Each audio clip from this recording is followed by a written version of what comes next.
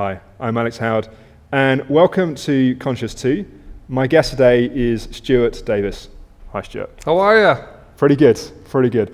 I was trying to think, how do I describe Stuart? Stuart is a singer-songwriter, he's an artist in many ways, and I thought much easier to put the question to Stuart himself. So, starting point, who is Stuart Davis? Define thyself. I would say artist is the single word that most appropriately, the umbrella that catches most of my fractured and multifaceted interest. I have kind of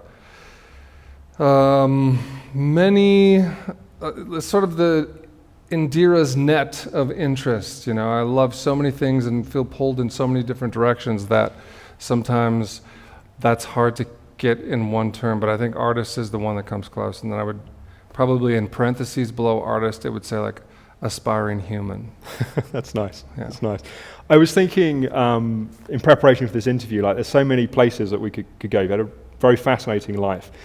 And I was thinking, the thing to me, I don't really know you, but I feel like I know you a little bit through your music and kind of social media and that kind of thing. I was thinking the thing that jumps out to me is you feel like somebody who, whatever you're doing in life, like you go for it. Like you full on go for it, you show up, you take risks, and you live. And I was curious to kind of explore that. I was curious as a starting point, is that how you see yourself? I think that's how I feel myself. To be honest, I have a strangely, simultaneously narcissistic side of me, which is the public performer, and the necessity of promoting your own work means that there's a real, it's not really a persona, but there's a part of me that's very comfortable with performing. And then there's another part of me that is very non-self-reflective. So the part of that answer is that I don't really sit around thinking about myself in any particular way, hardly ever. But the way that you described my life, I think, is very accurate. That's why I say I feel that way. I don't think of myself necessarily that way, but from the time that I was 18 years old, the time really that I dropped out of college, I think, which was when I was 20, I haven't had a job, and I've only made a living as an artist, and I have very much fully, completely just run full-on naked into the field of all of these enterprises, and sometimes the field is on fire and there's hail, and sometimes it's a big nighttime party with Christmas lights and naked people show up and there's a bonfire, but always running through that field toward this often unknowable magnet in the near distance or the far distance or the immediate distance. And is that a choice or a plan, something that I formulated consciously? Maybe a lot of the time that has come into play, but I think fundamentally and primarily I just have this constitution or this nature, and that's the way it is for my animal to be. And so my animal has showed up in the world that way. And, you know, I will admit also that 25 years into that career, there have been moments where it's been checked. There have been definitely very painful, difficult periods in that way of living that is raw Sure. and open. And so I've had moments where I've paused definitely and thought, like, this is ridiculous. This is totally crazy that I'm doing this. No one does this, and this is why, because it's like this. But that's that also to me, last. right? Because that's also to me part of what's inspiring. Because it's like, you know, in the musical world, let's say, there are a tiny percentage of people which are like make huge amounts of money, aren't necessarily the most talented, but have a very kind of supported life. The vast majority of people, it's really tough, and it takes a huge amount of guts, determination, just staying with it. And I wonder how much of that is just like raw passion, and how much of that is also self-awareness practices that kind of like, this is what I want to do with my life, and I'm going to show up. And it's a really interesting question, actually, for me. And I think that it's particular as well to the realms of spirituality, self-realization, anything of substance and meaning and depth which a person is trying to cultivate in themselves or the culture. That question to me is fundamental. And I think that what has been primary and indispensable for me is that although a lot of that strength and passion comes from an autonomous drive and agency, it's totally undoable outside of relationship. If it weren't for the people that I'm connected to and the people that I'm in relationship with, and conversations like this one, the friendships that I've had with fellow spiritual practitioners, artists that I see as exemplars and embodiments of this in the world, and I see that possibility realized, those are the critical factors which prevent me from stalling permanently when those phases of doubt or difficulty set in. And what, in those moments, is it that you read something, you listen to something, and it's just like you re-find the passion? Or is it that it's just like, there are days you just like, I gotta keep going. You mentioned to me that you just been in Amsterdam for a few years and you'd written 1,000 pages and hardly left the houseboat for 2 years. Yeah. And that sounds like a pretty tough existence. It isn't tough though. For me, I mean, that's really like, if you talk to a woman about like, how do you love babies so much? It's like, it's actually just a function of my wife's true nature. Right. She Right. is love. There's Yes. no effort in her being love. And when I'm writing and creating, the distilled version of my soul in essence is creativity. And so I don't feel any effort or struggle in writing 10 hours a day. I feel struggle in stepping away from it. Okay. My struggle is always in leaving that. I never ever want to leave it. It's painful to do that. But in terms of the your question about the I lost track of my thought a little bit there, but spiritual community. So for me, it is a spiritual imperative. And the reason that I'm doing this is a strange one in some sense, because it's not just artistic, it's not just cultural, social.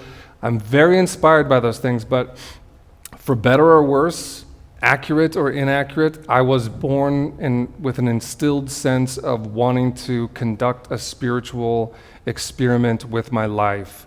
While I'm alive, I have to try to encounter, inhabit, unpack, and share some totally unnameable spiritual truth or essence. I can't even tell you what it is, but I know it when I feel it and when I see it, and that's what's in the art. Yes. When it's working, that's what I have to follow every day.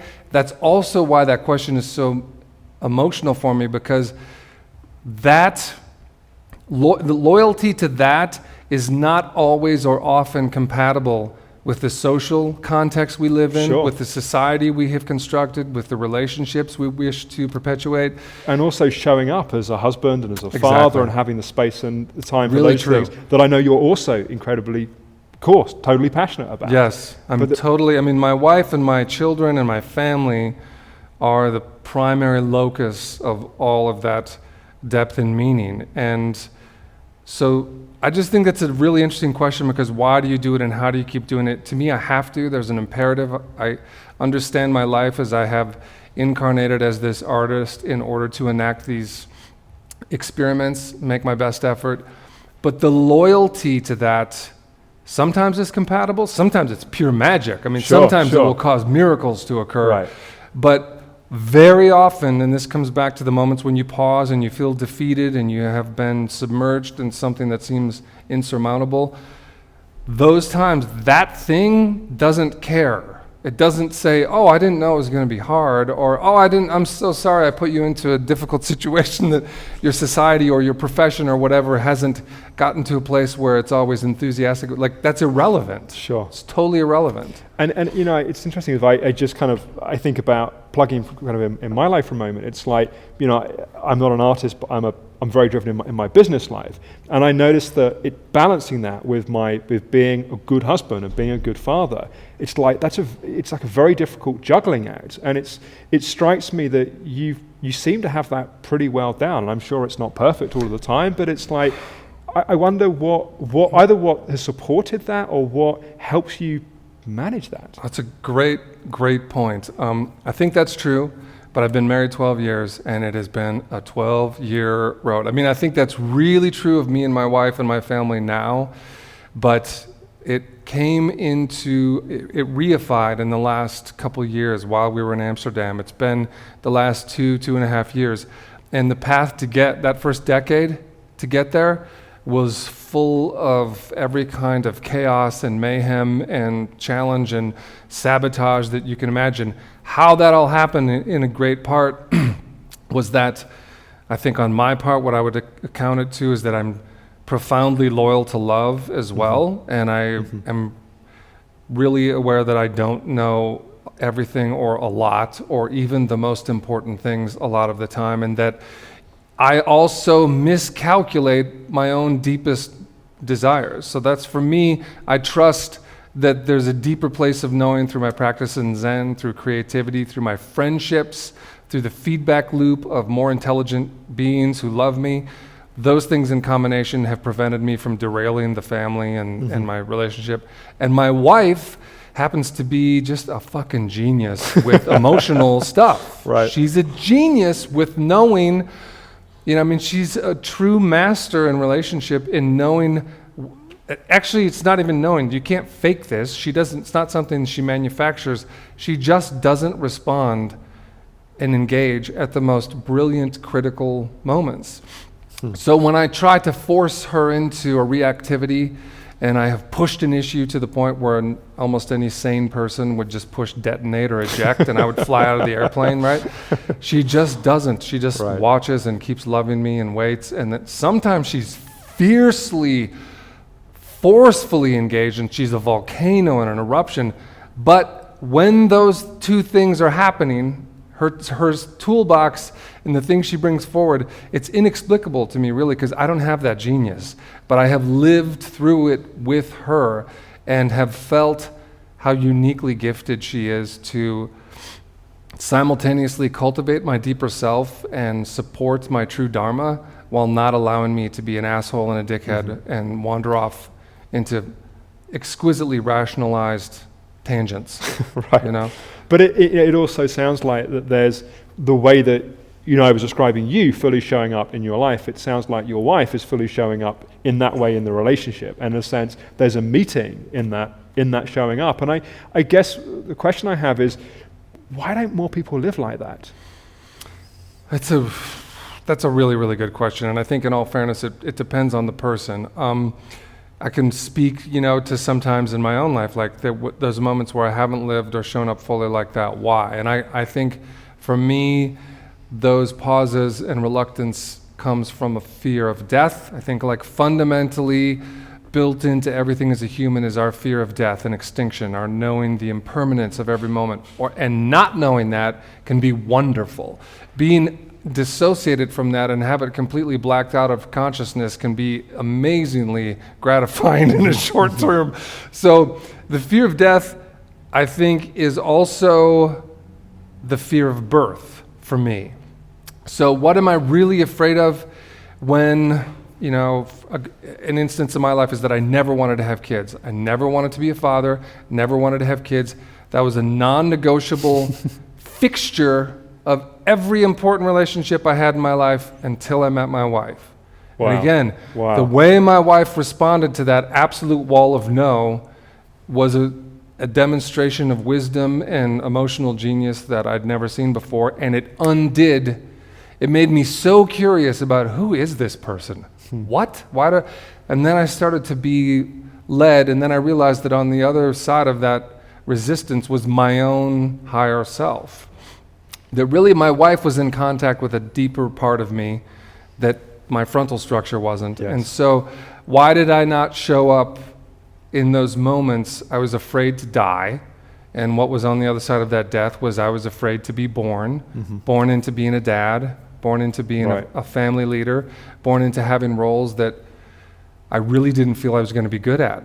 Frankly, I was totally terrified of how horrible I would be at those things. And was there a fear as well of that you would have to compromise in your art and your creativity? Hugely so. Because I had a similar thing in terms of like I'm never having kids because I'm basically married to my company and my work. And it was like, how do I? So because those things are incompatible. Like in those moments when you feel that fear, the message is those are incompatible. And in my inner voices of doubt, it was telling me, if you do that, you're stepping away from the loyalty, the prime directive of your life, which you agreed to before you incarnated, which you said you would never forsake. Now you're going to go do this? Pretty heavy, right? It's heavy as hell. No wonder your wife had to work hard to unpack that. Well, she didn't work hard. She really did this brilliant thing, which is like, that's really, okay.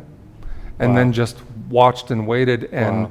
and allowed me to just be as crazy as I was. And that's kind of a real amazing part of my wife's genius, is that she doesn't try to also suppress or perfect or improve me. Mm-hmm. I'm really messed up, and I always have been, and that's part of my being an artist, at least. Probably part of what she loves about you. She does well. love that as well, Right. definitely. And she has never tried to be like, that's got to go. Right. She's been like, that's here too. So Yeah. how can we have a party where that thing will be what it needs to be? Which Yeah. that evolves too with everything else. But I totally feel what you're saying about the fatherhood, family, being a family leader, having this mission you feel so passionate about, and being afraid that whatever you do outside of that would diminish it or corrode it or limit its potential. And is that what's happened for you? No, it's been the Right. inverse. It's been the exact inverse. Right. And I think what's really tricky about meeting someone when they feel that fear and they feel the hesitation to live that life so fully and freely is that the only thing that will persuade a human being is their own experience of that freedom. No one could tell me, you could tell me anything. I don't care. I only have my direct experience and the feeling of my life. That's the only truth that will persuade me away from that fear. And that is a very mysterious equation, because people do change and they do move and they grow and they live freely like that. But how we get over that, I mean, I want to ask you, what was the deciding factor to get you there? My wife fell pregnant. Whose was it? It's in a sense, it's kind of interesting, because our eldest daughter, who's now 4, we have 2 kids, a 4-year-old and a 2-year-old. It's like, she was just like, I'm going to be born. She's like, and you're going to be the parents, and this is what's going to happen. And she was due on my wife's and I 1-year anniversary. And we were using, I mean, it's a miracle in a sense. But it's like, if I'd had the luxury of making the decision, I would have probably I would have spent so long not making the decision, I would have destroyed the relationship. But for me, it's like you, it's like the most magical thing. But putting it back on you, saying as you're the kind of the guest, I'm curious as to what has supported you in balancing the different parts of your life, in showing up as a husband, showing up as a father, but also showing up as an artist. Like, what supported you in that? Well, that's a great question too, because to tell you the truth, I'm not a big fan of balance. I never have been. I'm still not totally now, but I recognize the fact that I'll come apart at the seams and disintegrate if a modicum of balance is not introduced. Mm-hmm. So I think this is where Integral has been really, really helpful for me in coming in contact with Ken Wilber's works and making that part of my practice in Zen and in creativity, to add the integral model. And not as an intellectual property, but as the felt experience of my own life as I try to include and inhabit more. Because that fits perfectly also with my prime directive, creatively, artistically. All perspectives. Before I knew about Integral, I knew that I wanted to contact and have access to all possible perspectives. I just didn't understand vertical and horizontal and all of the quadrants. It's like you were living it without knowing you were living it. I had an incipient curiosity that was there, yes. And so Integral has really helped me see and feel my life in that new way where, thanks to Ken and that work, I was also like, oh, okay, I see a definite possibility here. And then coming into contact with whether it was Sri Aurobindo or Suzuki Roshi or a list of teachers, 100 long, Ramana Maharshi, many, many, many teachers from all these different interior, exterior realms, and realizing like, okay, they're not incompatible. It's not a war. I don't have to choose one hole, one well only. I can have a rich landscape and roam, and I can remain loyal to this prime directive. But that was slow. That was many, many years of contacting each one of those zones and like attending to a new facet of practice and feeling how my life changed with my wife over years and becoming a father. I don't want to gloss over that because there was a whiteout of pain that blinded me, and it wasn't my daughter's fault. It was me. It was me just feeling what life was like where I wasn't, my whole life up until that point, I did what I wanted, whenever I wanted, with whoever I wanted, however I wanted, period. Right. And then I translated all that to, transformational practice, which was total bullshit. So checking all of that was very painful. And I'm not saying that pain still shows up regularly, but it has acquired a place in a symphony of other joys and other elements, so that it's just one instrument in the symphony. I mean, it sounds like part of it is you're not trying to control it all. You're not trying to kind of put it all in neat boxes and order it. In a sense, you're letting it burn and be alive and be how it really is. I think that's really true. That's a great way to describe it. And I bet your experience speaks to this as well, which is one of the real non-dual facets of people who have great passion and focus and drive and ambition to do something in life, but are simultaneously surrendering. We have to learn this strangely, paradoxically complementary agency and drive. Every day I still have to wake up, and if I don't feel that fucking passion for what I'm doing, it won't happen. Right. I guarantee you. Right. And also, I have to completely and totally surrender to the fact that I don't control the world. I don't even control my family. You know, You especially don't control yourself. right. I can't even always control myself, and so I'm not in control. But if I don't drive and push and feel passion and give it the wheel, so that is a really interesting, what would superficially feel like a contradiction is complementary. Right. And that's what I think, you know. Right, for sure. Yeah. For sure.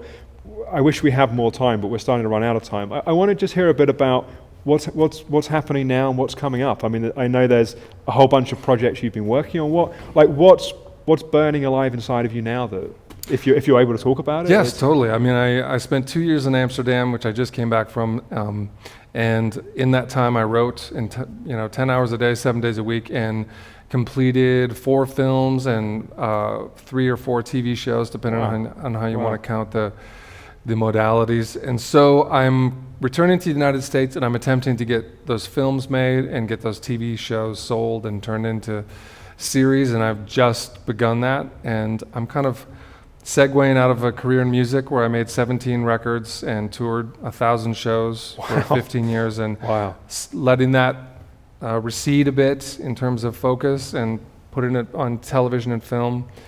And I really want to take what we spoke about and infuse film with that and try to create a non-lineage specific, non-religion specific, non-philosophy specific, but at the core that prime, what is it to exist as a human being, what really matters, and what is the nature of consciousness. Like, that informs everything I make, and I would love to see a little bit more of that in mainstream media when I die than there was when I was born, until I die to my next birth, to be born again into death. Got it. Stuart, I wish we had more time. Yeah, it's man, just next like time. a total joy talking You're welcome to you, in so America thank you. all the damn time. Well, it's very kind of you to say so, because I was worried I didn't have permission. So We'll keep these mountains on for you. Yeah, in thank your you. absence. Okay. They're awesome, the mountains. Well, thank you. Thank you so much, Stuart. I Thank really appreciate it. And thank you for watching, and we look forward to talking to you again here on Conscious 2, hopefully very soon. Bye-bye.